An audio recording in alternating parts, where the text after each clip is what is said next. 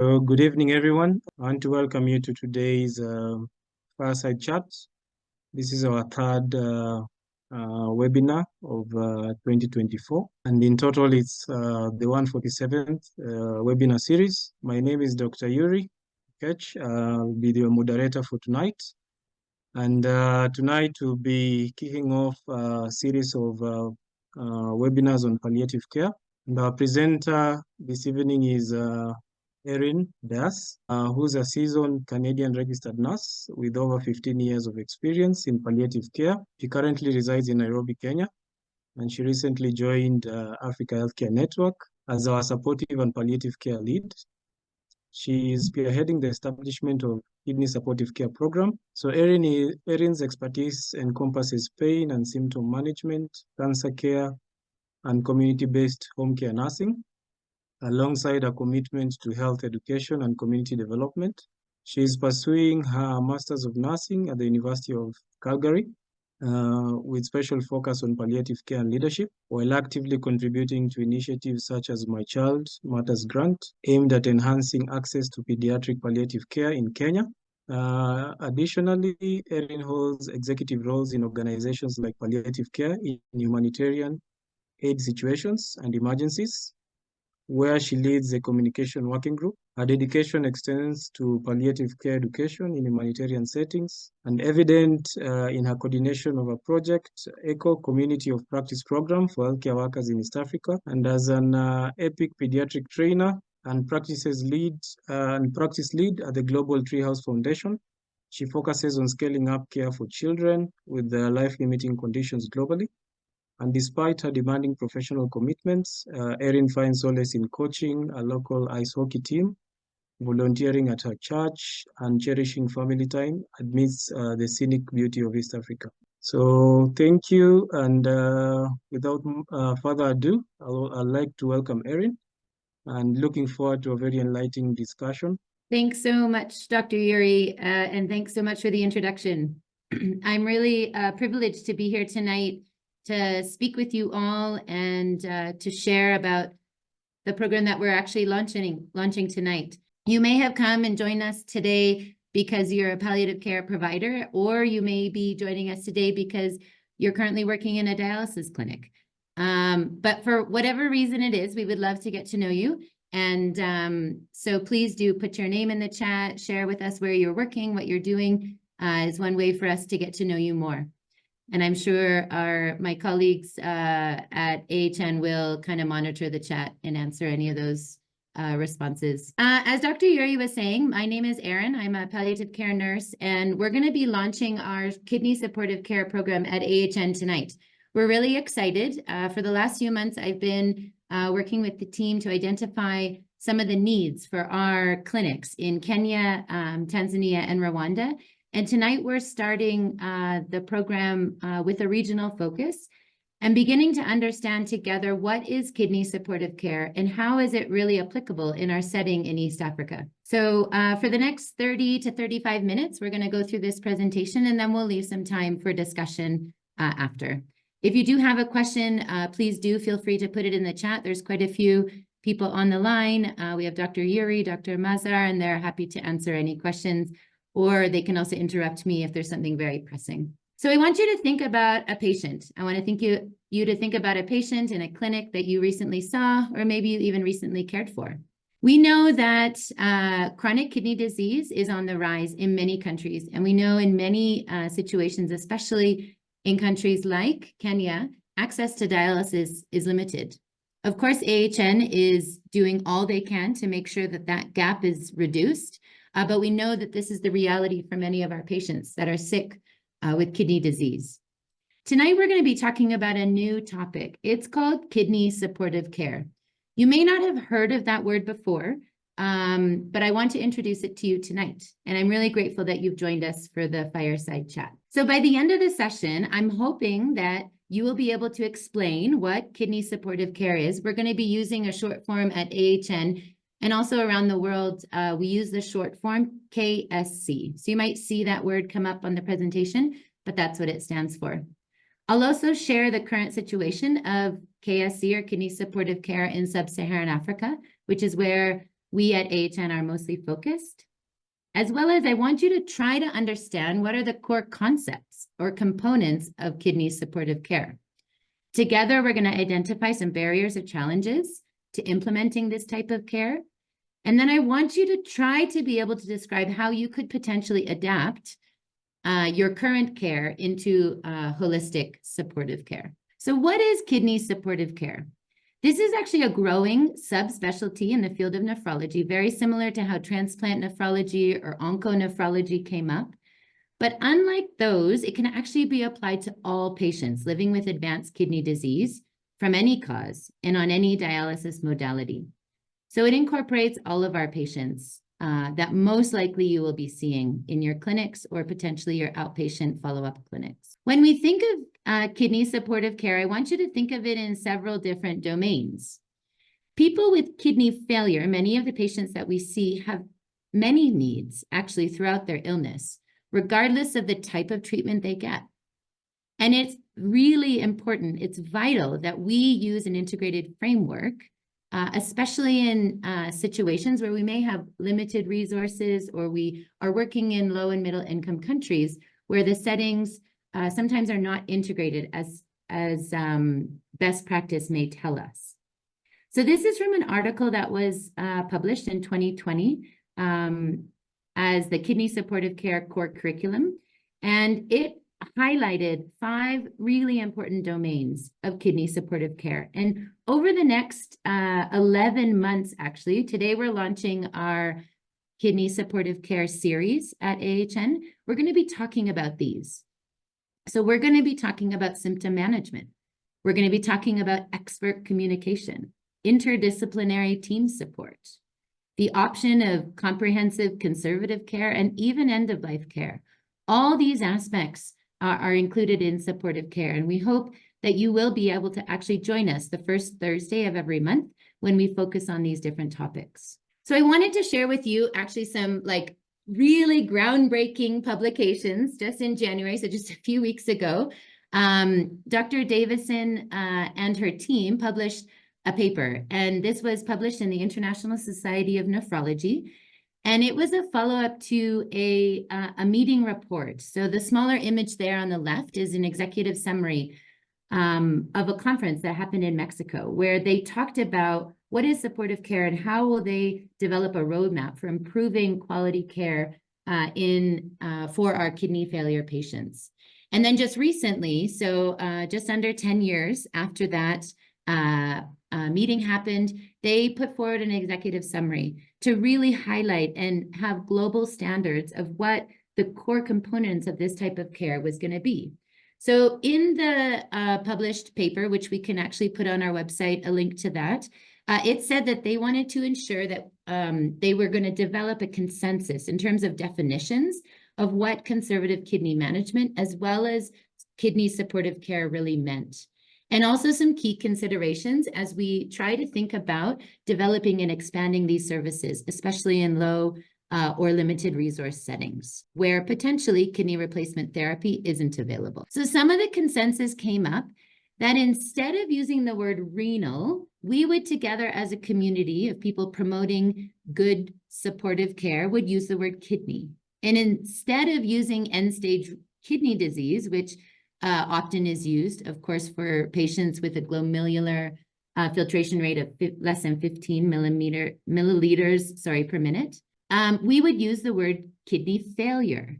And instead of the word palliative, which often is used in oncology or other settings, we would use the word supportive. So with this paper that recently was published, again, just less than a month ago, the kidney supportive care kind of globally, or the working group that has been tasked with deciding how we as a group are going to talk about these terms, decided that this is going to be an approach to care that aims to improve the quality of life of patients and people for whom kidney disease, either directly or indirectly, will substantially impact their well-being, their options, and even access to care. So when we think of what kidney supportive care is, you may have heard of a different term called palliative care, or you may not have. This is also a growing area of medicine. So you might have been in the session today and you may not have even heard of the word palliative care, and that's okay.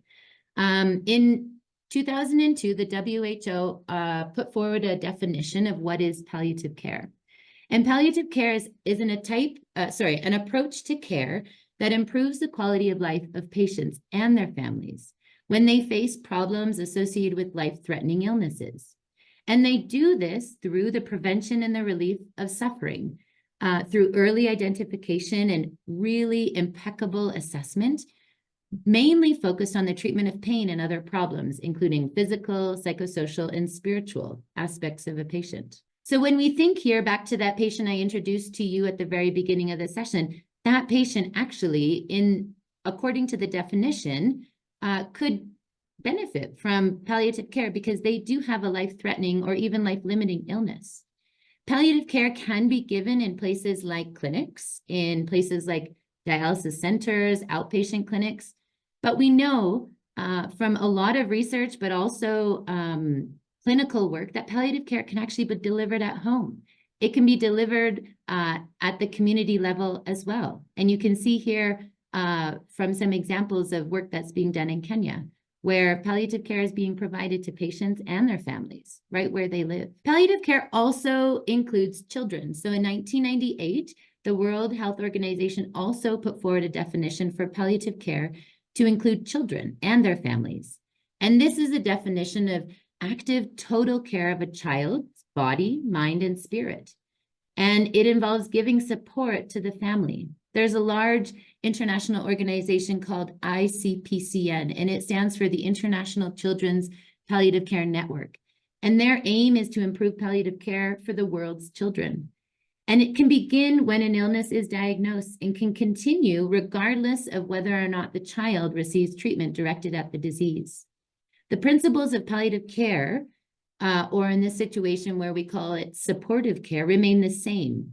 It's just the child or the age of the person, of the individual, that makes a difference. So when you think about the word supportive care, I want you to think about kidney supportive care, about living, as well as caring for patients in death and even in dying. Some people might think of supportive or palliative care only in the days or weeks that a person has to live. But this type of care we know can be provided for months or even years. It doesn't hasten death. It doesn't make death come quicker, but we know it improves the quality of patients' lives who are facing serious or life-threatening illnesses, which we know kidney failure is. Dr. Balfour Mount, who is a Canadian physician, he termed the word palliative care. And he said, after we control pain and symptoms, the most important role of the clinician, which many of us on the call are today, is to facilitate the discovery of meaning for our patients. And this might not be something you've ever thought of before. As a dialysis nurse who connects and disconnects patients, this is actually something that through the next several months and into the next several years, we at AHN want to do to build your capacity. And for those of you on the call today that are not AHN staff, we also want you to grow in your capacity and your understanding of what this type of holistic care means. The goal of medical care can shift for our patients over time, and it sometimes depends on the patient's conditions. Sometimes it even depends on patients' or families' wishes, especially as we do shared decision-making. So on the very left, you can see cure.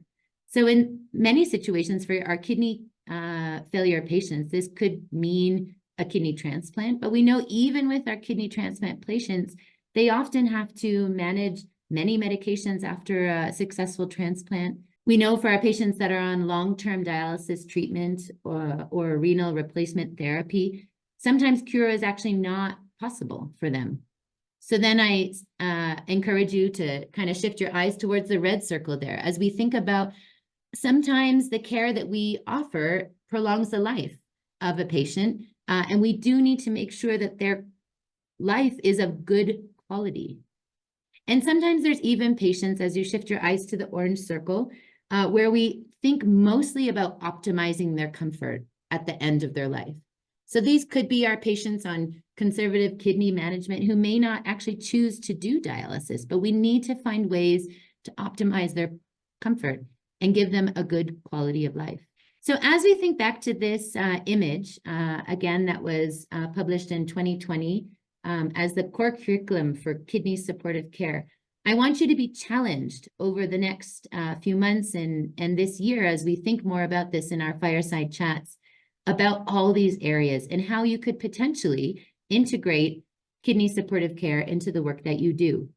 Maybe it would be really specific in terms of symptom management. Maybe you're a clinical officer or a medical officer, and this is the area that you really focus on. Maybe you joined us today as a social worker, or maybe even a nutritionist.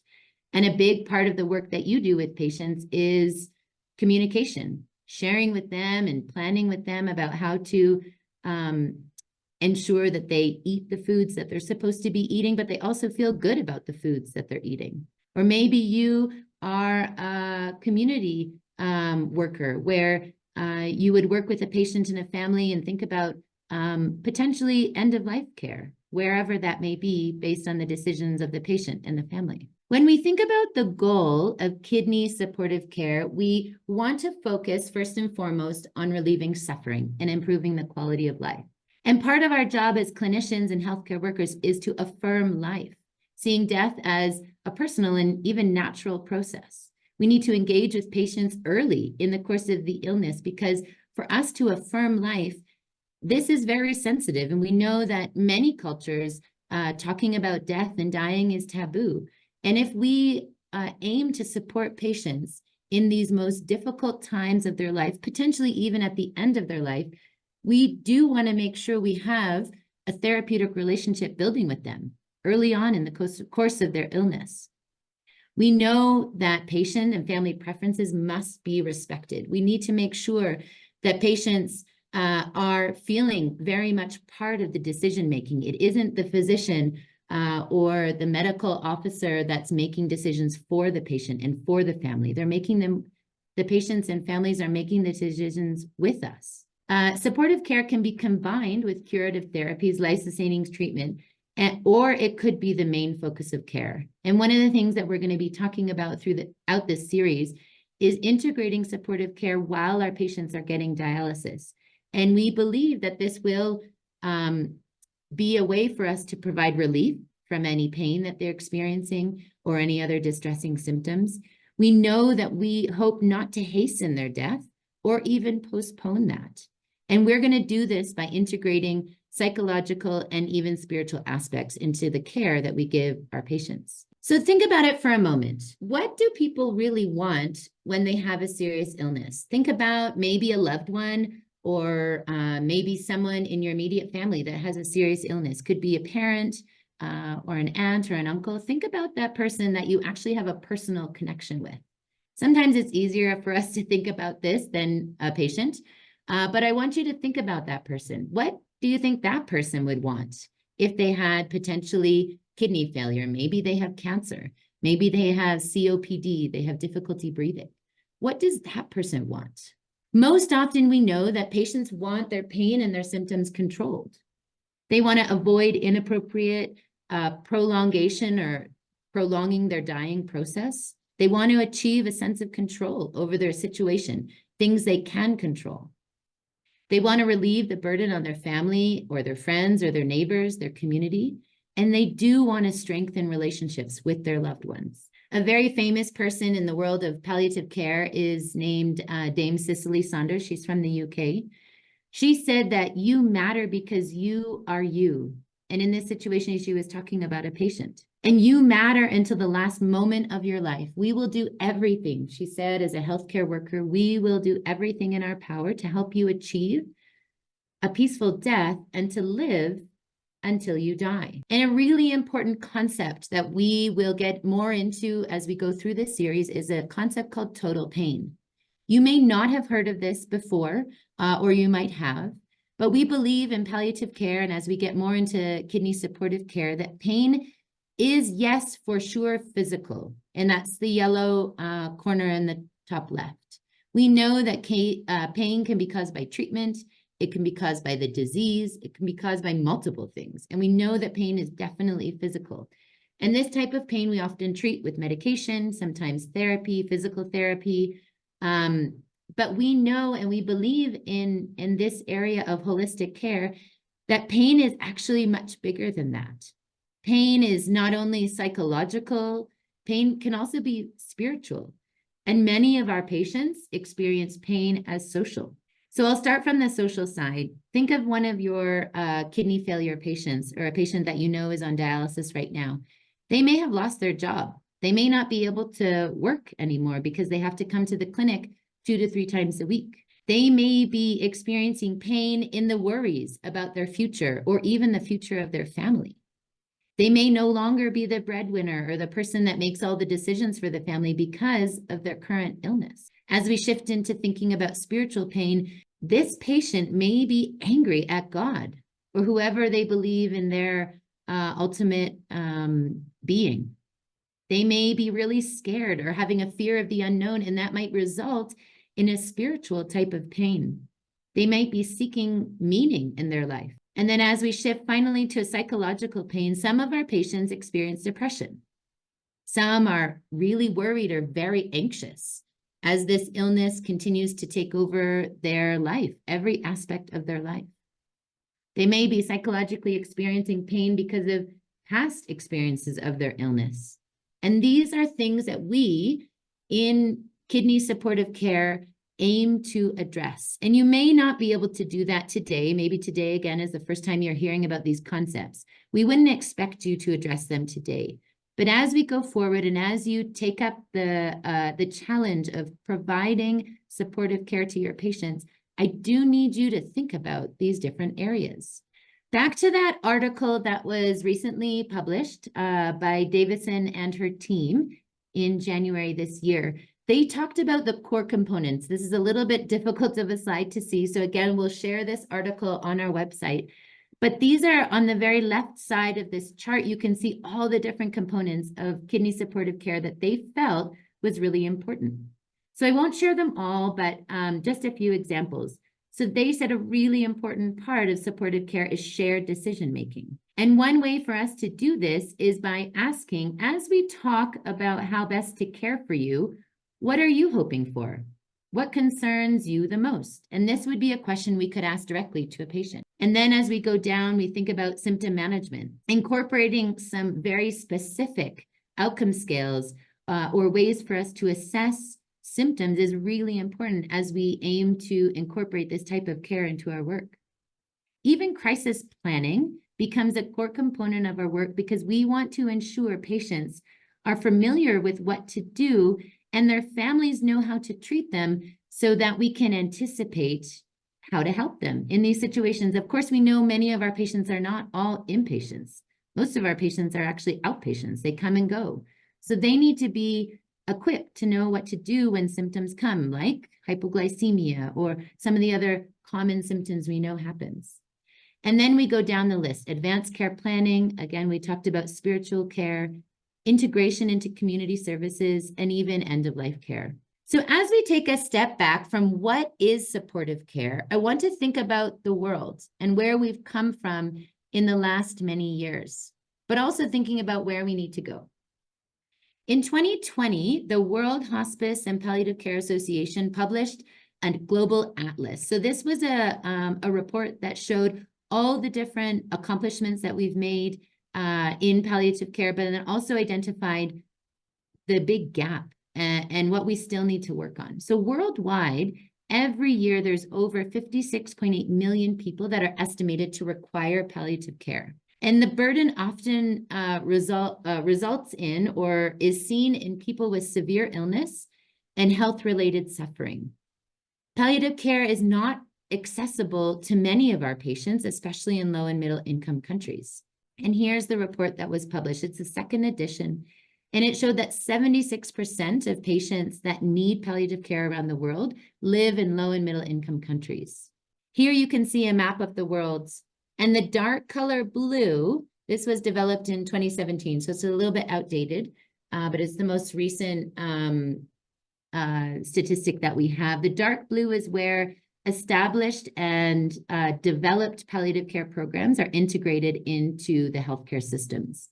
And you can see where many of our clinics, especially for our AHN clinics in Kenya, Tanzania, and Rwanda, we are still getting there. We have generalized provision of palliative care, but we can see that actually most of our continent in sub-Saharan Africa is quite light blue. So we actually have a long way to go. But there are some really great organizations, and some of you might be on the call with us today that represent a regional organization called APCA. And APCA stands for Africa Palliative Care Association.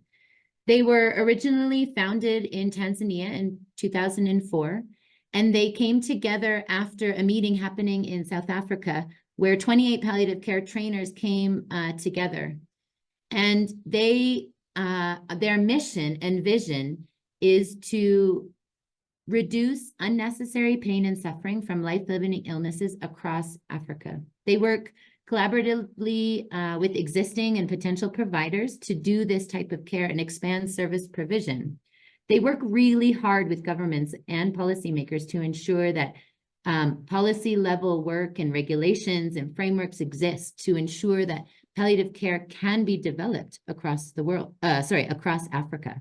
And they do this through information integration and evidence. Currently in sub-Saharan Africa, we have a few stakeholders that we will meet over the next several months that are trying their best to show high quality supportive care in their settings. And they work with kidney failure patients and their families. We know Dr. Peace Bagasha, and she may be on the call today, is from Uganda, and she recently has completed her PhD and is publishing work on the work that they're doing with their kidney failure patients in Uganda. We have a team from South Africa, including Professor Nicola, Dr. Valerie, Dr. Lindell, and even Dr. Ashton, who we just recently got connected with.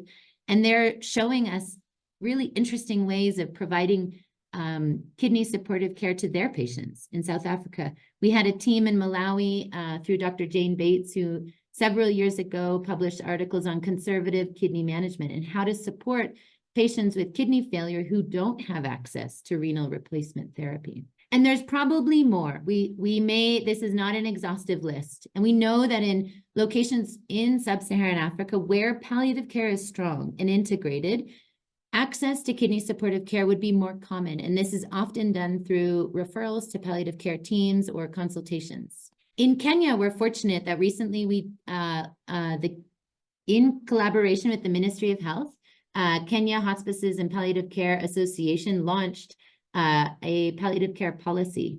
And we're really grateful for that. In Rwanda, they also have a national palliative care policy.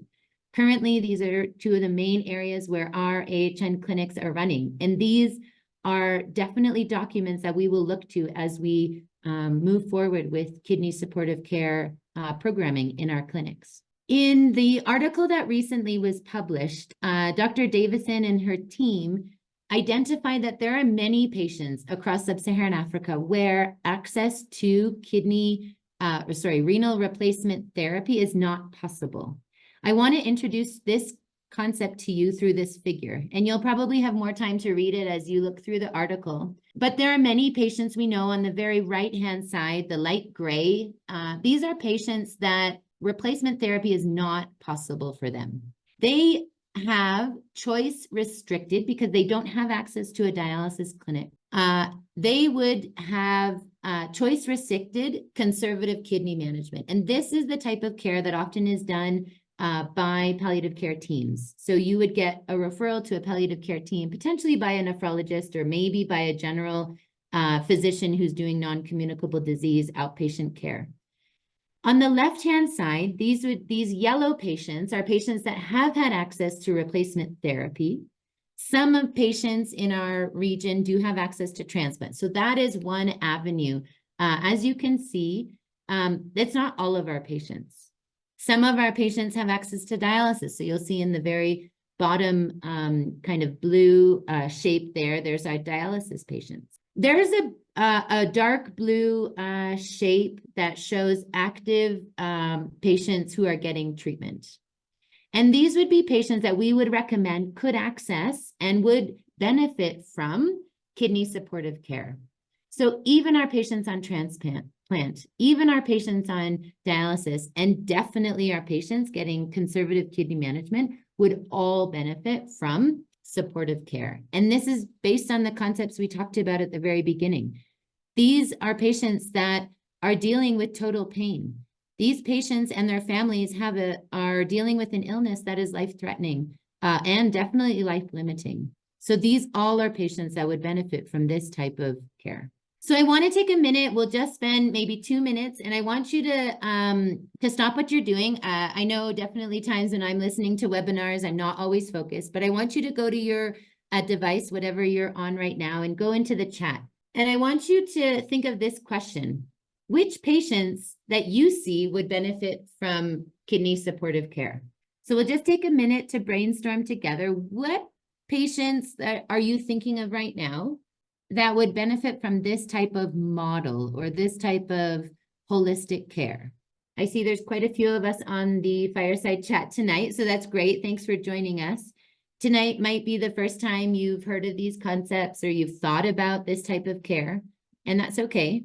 I see some people putting in the chat, thank you so much. So all patients, elderly patients for sure.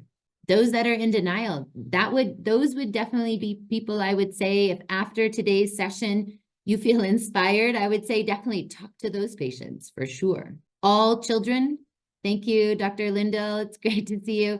All children with kidney disease, yes, we need to think about children and how a supportive care model would benefit them. How can we improve their quality of life? Any patient over the age of 75, yeah, for sure. Those most likely would be patients with comorbidities, uninsured patients, yes. Patients with financial issues could benefit because when we think of supportive care, we actually take into consideration people's social situations.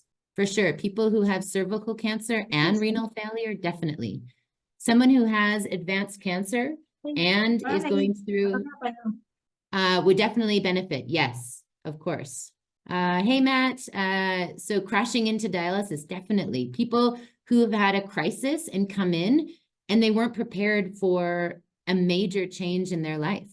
We sometimes provide palliative and supportive care in ICUs, in emergency rooms. It's not the standard way, and definitely if you didn't feel confident in providing palliative care, it may be difficult, but it is definitely where we can provide this type of care. I see there's lots of things coming in the chat. So I'm going to shift on. Thank you for being so interactive. I really appreciate it. So we were thinking about supportive care. Later on in this year, as we go through the series, we're also going to talk about conservative kidney management. And those were the patients that don't have access to replacement therapy. So here's a list of people, and I think you actually have highlighted almost all of them. One of the ones I would consider maybe is the severe malnourished patient. This type of patient would definitely benefit from a supportive care plan. And these are things that we need to think about as we're caring for our patients. This is a model that you might have seen before. When we think about palliative care, sometimes we think about it just at the very end. So you see the red end-of-life care or the green bereavement care. Sometimes, or in the past, we used to think that that's the only time palliative care teams need to be called or a referral needs to be made. But actually, we're learning that if we can provide palliative and supportive care, we don't need to be seeing the patients all the time.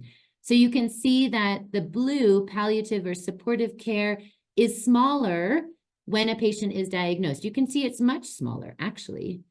But it started then. Maybe it was just an introduction. Maybe it was just a consultation and they met the supportive care. Maybe it was a champion. Maybe they met the supportive care nurse. And then slowly, as they continue into their treatment, maybe they see that person more often because their symptoms are becoming more. This is a model that we want to advocate for. We want to integrate into the support that we give our patients. The WHO, again, recommends that palliative care starts at the beginning when a patient has a life-threatening condition. And anyone with kidney failure, or nearly 100% of the patients that we see could benefit from this type of care. It is most effective when it started early.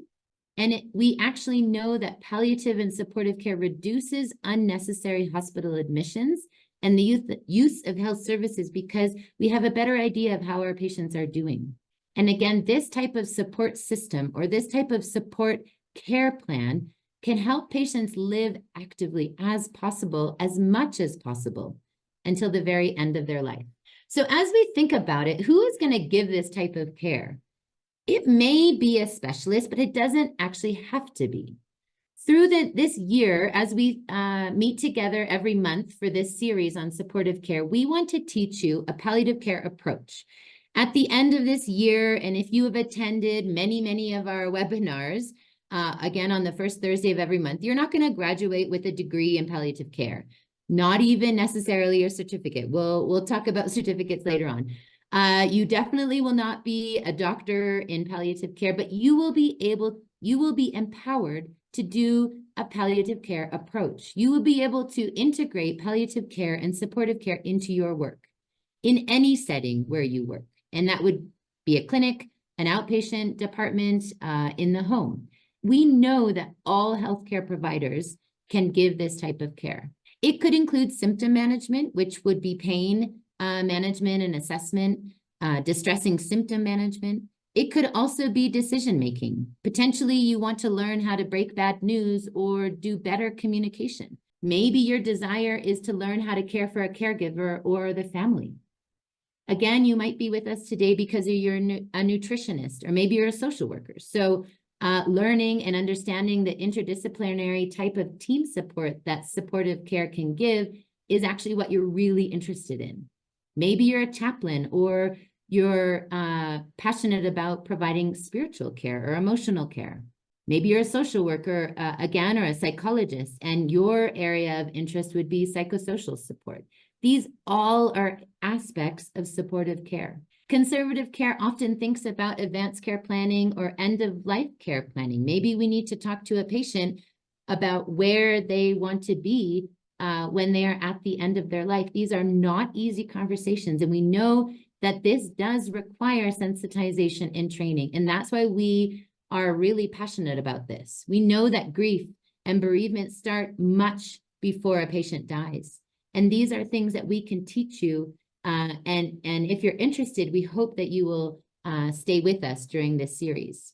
In that core curriculum that I had mentioned was published in 2020, it talked about what are our primary supportive care teams supposed to focus on, and what is the specialty palliative care team supposed to focus on. So here you can see the primary team. So most likely that's you. Maybe you're working in a dialysis clinic and you are a dialysis nurse. We would expect, as we try to implement this type of care, that you would do routine symptom assessment and treatment.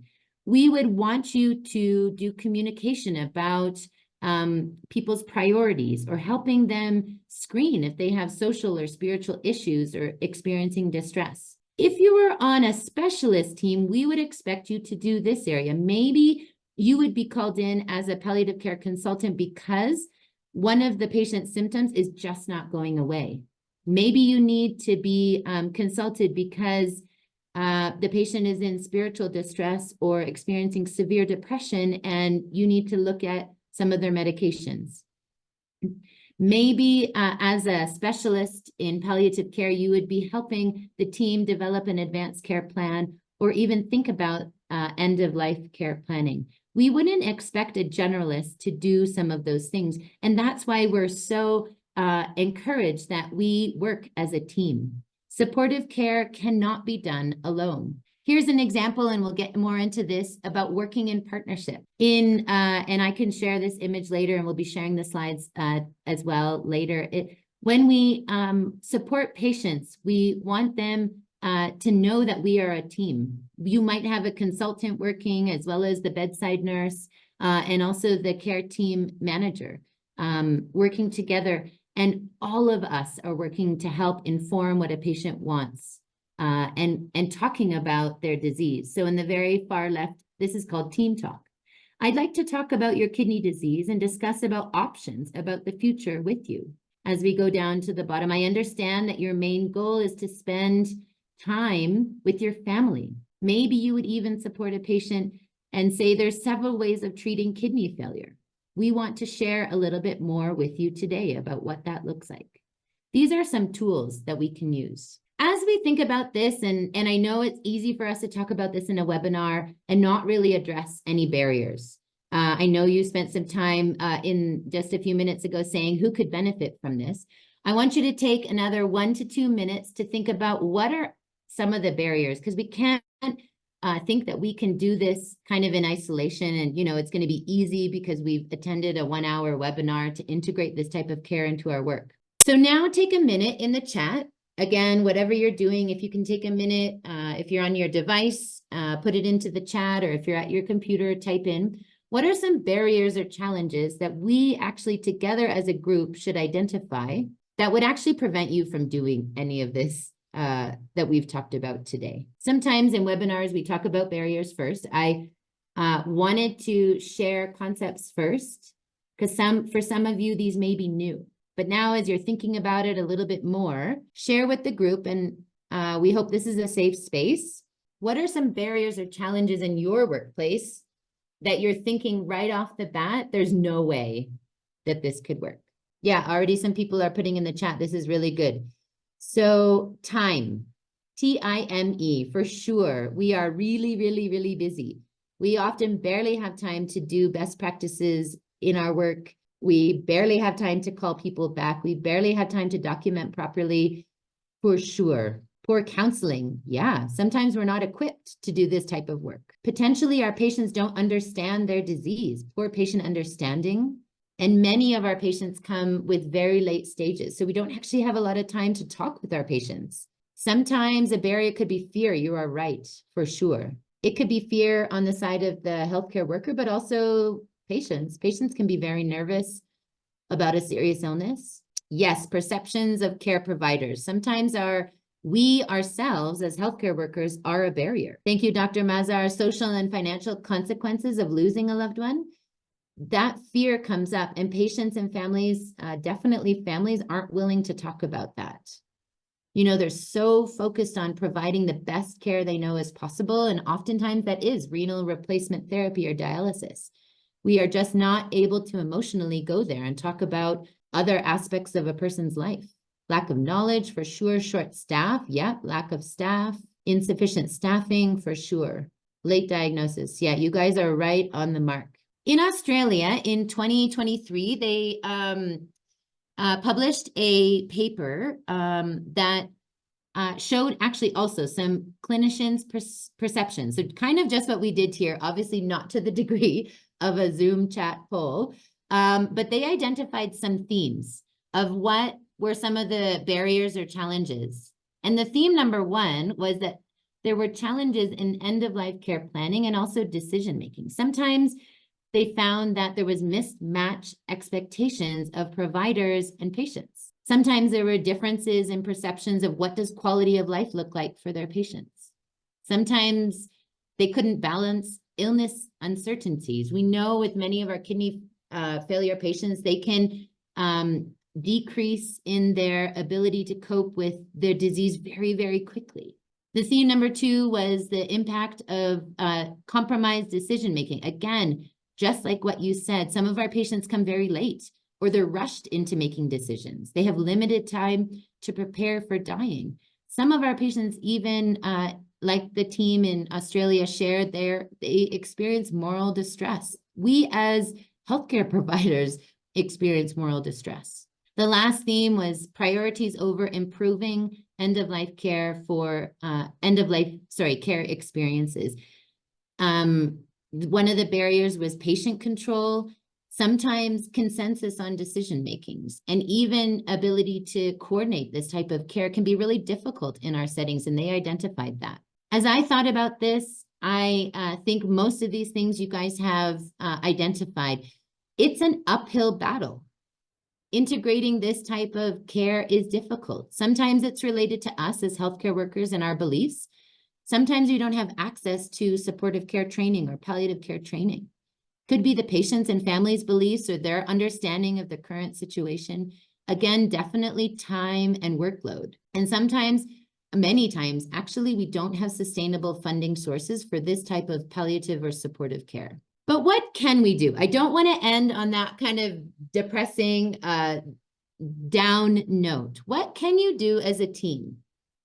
And I won't take time because I know we're running short on our time, and I would love to open it up for some questions. But what can you do as a team to support your patients, or even support a colleague that may be able to do this. First, like we did tonight, identify patients that could benefit from this type of care. Find out if there's any palliative care services in your hospital or even in your region. Tonight, I shared about the KEPCA, Kenya Hospices and Palliative Care Association, or even APCA, Africa Palliative Care Association. There may be a national or even a community-based organization that provides services to patients in your area or where your clinic is. Do basic symptom assessment, initially focusing on pain or other common kidney and dialysis-related symptoms. Have team meetings, or in your current team meetings, talk about patients that have high symptom burden. You probably are already doing this, but begin to think about them in a supportive care way or a supportive care approach. When you are at the bedside or in your clinic, advocate for pain medication or special consultations that you referrals for patients that you can't manage very well. Be empowered to schedule family meetings. This is a really good way for us to understand patients and their families and understand what their wishes are, or even just understand them better. Sometimes it can be difficult to break bad news or share prognosis with patients. Oftentimes in palliative care training, we talk about role play. So you can actually practice breaking bad news to a colleague before you do it with a patient. And physicians, consultants, specialists even practice. It doesn't just mean if you have gone to school and you have a higher degree that you can't practice this thing. It is difficult to do this kind of work. What can you do as an individual? We challenge you to learn more about what is supportive care. You might want to read up on palliative care through different national associations. Again, we would love for you to join our calls once a month. During the year 2024 in Fireside Chats, the first Thursday of every month, we're going to be focusing on supportive care. If you are an AHN staff that's listening in today, we have a special invitation because we're going to start up a champions cohort. At the end of February, we're going to be launching a course which will hold spots for about 25 individuals that are currently working with AHN.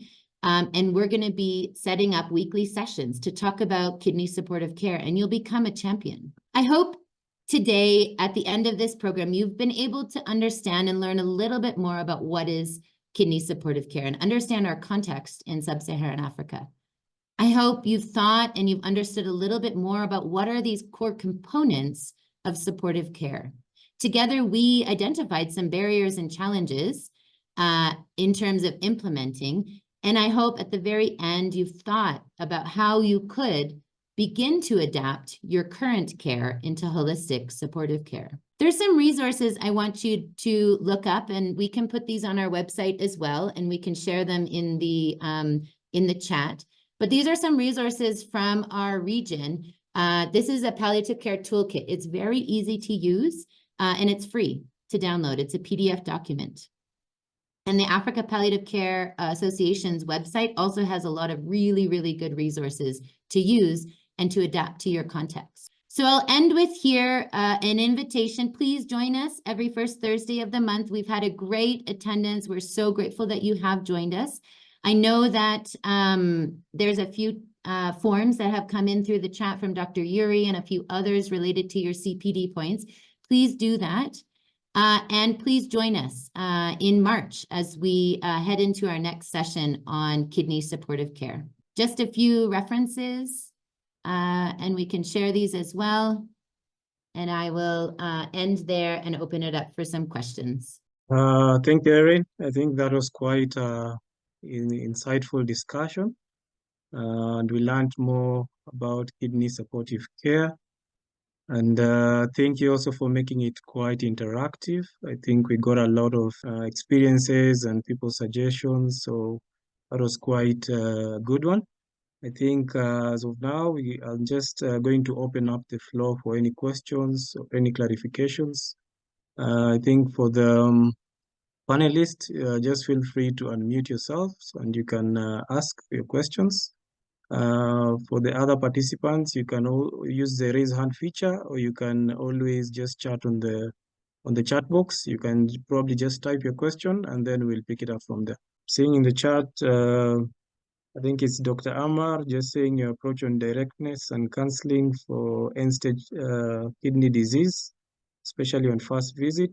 I think I'm not sure whether that's a question or maybe a comment, but yeah, maybe you can just run with it. Yeah, Directness on counseling. Yeah.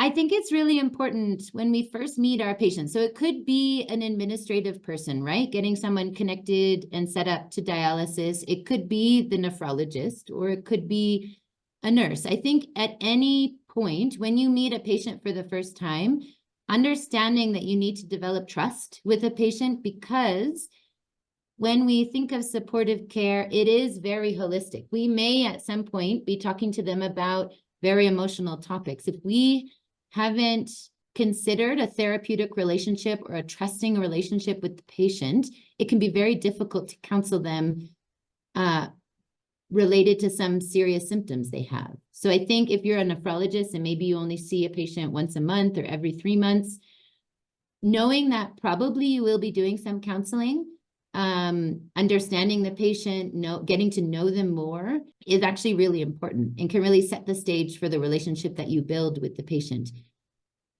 Oftentimes doing that from the first visit is important. Sometimes it's not practical because you don't have time to do counseling from the very beginning, but I think being open and being honest with the patient, knowing that they can come and talk to you not only about their physical symptoms, but also psychological issues, or knowing that you're a team and you could potentially refer them on to a psychologist or the counseling team. I think it's really important to set the stage from the very beginning, knowing that we're here to support them, obviously to connect them, to make sure that their kidneys are functioning to the best of their ability through dialysis, but also other aspects of their life, I think.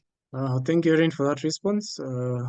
I'm sure probably Dr. Amar, if you don't have any follow-up questions, I think that is a good one. I think there was Dr. Amar has just typed again. He's saying that he's working for a private organization, asking a patient to transition to the public sector, knowing they may have a rough path ahead, them understanding the fact that they may not be adequately accommodated. What's your approach on this?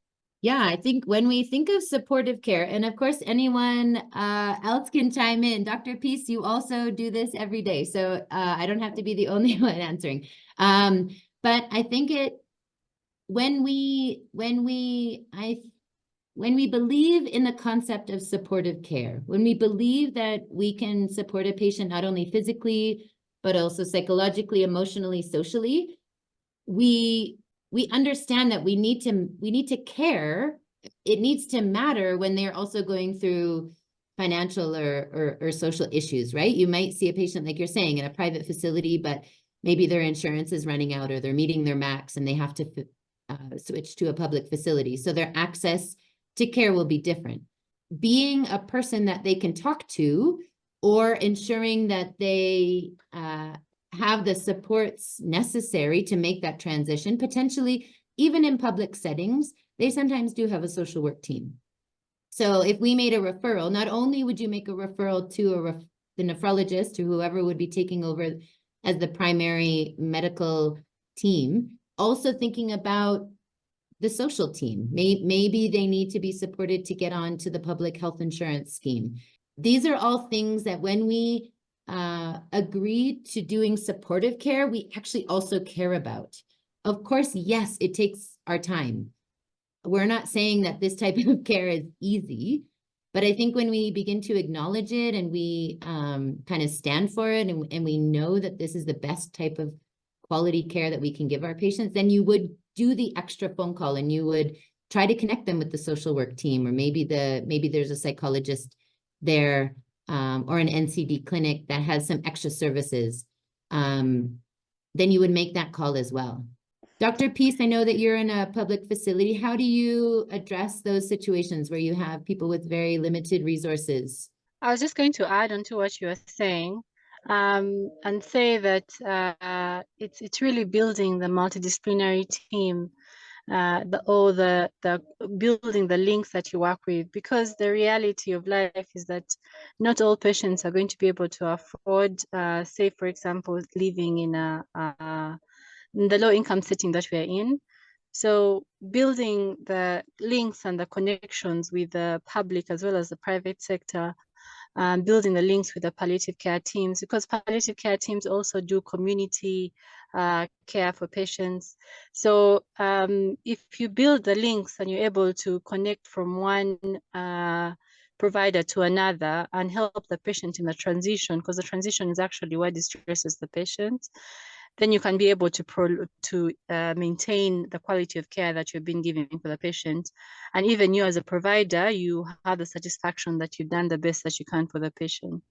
Thank you, Dr. Peace. I think Dr. Peace is quite experienced in the area. I think she's been working for some years and that, and again with the government also. So I think Dr. Amar has another question on the chat box. Just asking whether, in terms of choosing between pros and cons of hemodialysis, how would you put it out to patients, relatives who are in a position to take a rough call in an intensive care setting? So he's just sharing his daily life experience. Yeah. Yeah, it can be really difficult to support families, especially in those high intensity environments where actually we don't even let families be with patients very often. It can be very difficult to understand what patients want. Sometimes they're not even able to make decisions on their own.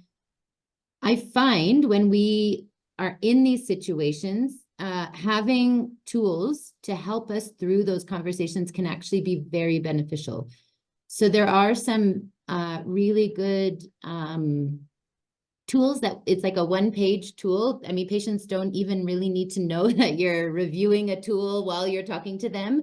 It can just look like another piece of your medical papers. And it can just walk you through how to talk about these really, really, really difficult topics. Sometimes they are life and death decisions, right? Does a patient go on dialysis or do they not, based on the quality of their life when they're in an ICU? I believe there's some really good tools. One is called the Serious Illness Conversation Guide. It was released out of the US in New York. There's another model called Spikes. We use that often when we have to deliver difficult news. Some of these concepts will be going through in the next year and often are very accessible online. I think until you are confident using a tool, printing out a tool, having a little handbook that you look to will only make you a better clinician. I don't think it will show any bit of, yeah, Dr. Peace, I think, what are your thoughts on that? I think using tools to help with serious illness conversations or having these difficult conversations is a really, really good idea. Yes, I agree with you entirely. In the beginning, having a tool is kind of helpful because it helps you to kind of systematically go through the kind of questions you want to ask. Actually, when we were doing our study, we had a study tool that we were using, and the patients, when we got used to asking, we wouldn't use the tool, but we just asked the question, and the patients actually felt really connected because they felt like you really care about what you are asking and you're really asking the right questions, and it helped build the team's confidence in how to then interact with patients going forward. So in the beginning, using a tool is really helpful. We were using it for research, but you can use it for your routine day-to-day care. That's really helpful. But the other thing which I think is important to remember is that it's not a one-time conversation. You have to build a rapport with the patient. So in the beginning, it might be a brief conversation. Give them time, maybe a day or two to think about it, to sleep on it. Come have the conversation again, have the conversation again. And as you build a rapport, then they'll begin to understand where you're coming from and begin to understand the information that you're giving them, and therefore they'll then make a decision. Of course, it's a bit difficult for ICU settings where things are a bit critical and happening really rapidly. But just understand that it's not a one-time conversation, it's a recurrent conversation, and you give little information and keep giving them time to digest it and then come back to it. Over. I think a big thing it highlights, because we know actually our patients oftentimes have intensive care visits, right? A patient with dialysis or kidney failure sometimes are admitted for short periods of time. I think as you see patients admitted more frequently, or they've had 1 or 2 admissions in the year, I would say some of these conversations may be more important to do and prioritize than leave until someone is actually admitted.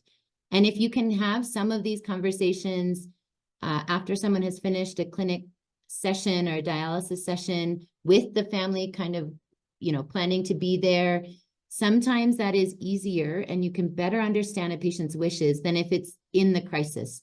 Many times we're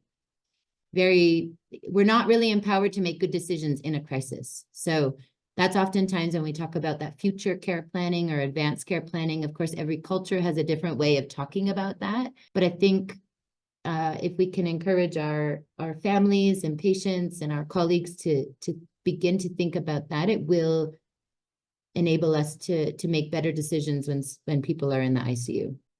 Thank you, Erin.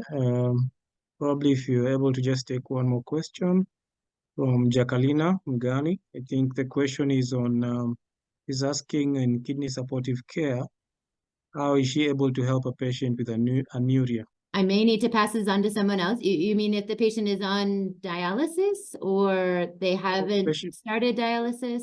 What are you thinking? I think probably what she means is a patient who's completely not passing urine, probably might be anxious about the issue of not passing urine at all. Okay. Probably is a patient already on end-stage renal failure. Yeah. Sometimes you get this on AKI patients, but again, probably in terms of in kidney supportive care, how can she probably help such a patient with an issue of not passing any urine at all? I hope that's what she meant with the question. Yeah, so I mean, when we think about a patient's illness trajectory, I don't know if this is exactly what she's getting at, but if this is one of the symptoms that you identify that also helps you identify if a patient is at the end or closer to the end of their trajectory, I would find ways to create space for the patient to talk about it. If they're anxious about it, allow them to talk with you. If there are other discussions that need to be had, if they need to change their dialysis frequency, I think ensuring that the medical team knows that the patient is in that current situation, and then providing extra support for the patient I think the biggest thing is addressing the symptom and then coming up with a plan that the patient agrees with. Is really important. I think the dietitian and the nutritionist team is important to include. Yeah. Yeah, I was just thinking, sometimes the chronic dialysis patients become anuric because their kidneys are not working at all. If they lose all the residual renal function and they become totally anuric, they're not making any urine at all. And patients really get anxious, very, very anxious about the fact that they're not passing urine. So sometimes all you need to do is reassure them and tell them that this is just part and parcel of the illness of your kidney failure, and you just need to know that when you do the dialysis, this is when you're actually passing urine. That's what I usually tell them. I tell them, so you kidneys are not working, but you're passing urine 3 times a week when you're doing dialysis. And that's part of the reassuring is what you're talking about as part of the holistic care, because you're looking after then the psychological aspect of care. So you're allaying their anxieties and allaying their fears that if you're on dialysis and you're not making any urine, this is part of the trajectory of the illness. It just means that you need to make sure you don't avoid or you don't miss any of your dialysis days. And then for the ones who are not on dialysis, then this is a discussion again about the illness trajectory and explaining to them the pathophysiology and what is happening and helping them to understand this so that you're able to address the psychological aspects of care. And if it's a caregiver who's worried, then you're addressing the social aspects of care. Thanks, Dr. Thank you, Erin. Thank you, Erin. Thank you, Dr. Peace. I'm saying this is quite an interesting topic. So we have another question on the Q&A chat box from Leah. She's asking, how do you support a 13-year-old patient who is a total orphan with end-stage renal failure and with no one to help in payment? Yeah, these are definitely the type of cases that we need to talk about as a group. Yeah, I know, again, these are not easy situations to think about, to consider. I would say ensuring that the patient has access to, oftentimes when we think about palliative care, it's not expensive to do palliative care, to have a physician assess a patient, to prescribe some medications, and to set up a team around them. I don't know if this patient is on dialysis. Of course, we know that dialysis is very expensive. Yeah, I would say approaching the closest clinic, the community to identify. I don't know if the child lives in an orphanage or is being cared by family members. I think it's complicated. We don't always have easy answers for these patients that come to us. Leah, do you have any other information about the patient? Is it a patient where they could access potentially public services, reduced rates? I think advocacy is also important. We didn't talk about it very much. Yeah, advocating for our patients and our families is really a big part of palliative care, because we're thinking much further beyond just their physical symptoms. Can I just add, Erin, I think you're completely right. These are the kind of cases that really show you the importance of kidney supported care, because in resource limited settings, which is where we are living, sometimes you don't have the option of dialysis. And if you don't have the option of dialysis, what then will you do for your patient? Which is this patient, this 13-year-old who comes to you and you don't have the option of dialysis. So this is why kidney supportive care is really important, because it gives you an option of what you're going to do for the patient. And you showed us a picture, that picture in your presentation where they talked about choice restricted kidney supportive care. And this is what they mean. You're not able to do dialysis, you're not able to do transplant. So what do you do? So what you then do is you think about the patient as a whole. You look after their support, their symptoms, whatever symptoms they come with. And this is what we're going to go through in the different lectures. You allay their anxieties, you talk to the family, explain to the family what is happening and what is going to happen in the future. You look at the spiritual aspects of care. And this is what you then offer to your patient, because you're not able to offer dialysis, but you try to improve their quality of life for as long as you can with the multidisciplinary teams that you have access to. Thank you, Ova. I think also with children, again, it's kind of upside down in terms of the way that we believe the world should work, right? Children shouldn't be sick with serious illness and children shouldn't die. And it is not easy to address the kind of injustice or the suffering that this child experiences. And sometimes we walk away from it, right? It's just actually too much for us to manage or think about or engage with. And I think regularly, we all need to come together in forums like this and in your teams on the unit, and you just need to talk about and leave space for these very difficult cases. We may not have the solution for, again, this particular child, but through increasing the capacity of our staff, through advocating for patients, through empowering even pediatricians to understand a little bit more about what supportive care is. Maybe there is something that this child really wants to do. I don't know if the child is end of life or not, but thinking about the child's life in terms of reducing their suffering and improving their quality of life, that concept is actually not the norm in healthcare. Yes, we always think of cure. Yes, we always think of, what is the best practice to do. I think addressing suffering and improving quality of life is probably at the essence of all medicine and nursing and social work and psychology. But we sometimes don't do it very well because it's just too hard. It's just too hard to acknowledge that this 13-year-old may die. So as we come together, as we work together to empower each other, yeah, I mean, you would probably need to consult a specialist who's worked with a child in settings like this to get advice and make sure you're not supporting the child alone, for sure. Thank you, Erin. I think what we have seen with this discussion is that there are quite a number of barriers to care. I think, and that's why having this supportive care, kidney supportive care program be quite essential. I think it's been caught on the back foot for a while, but I think as we focus on other areas of renal replacement therapy, but I think this is quite a good start, and I think it was a nice kickoff of the series and the presentation today. So I'm seeing a lot of thank you messages on the chat box. I think it was quite wonderful, and we're getting praises from everyone. So thank you, Erin. And I think because there are no other questions, I'll want to say again thank you to our presenter and also to the panelists.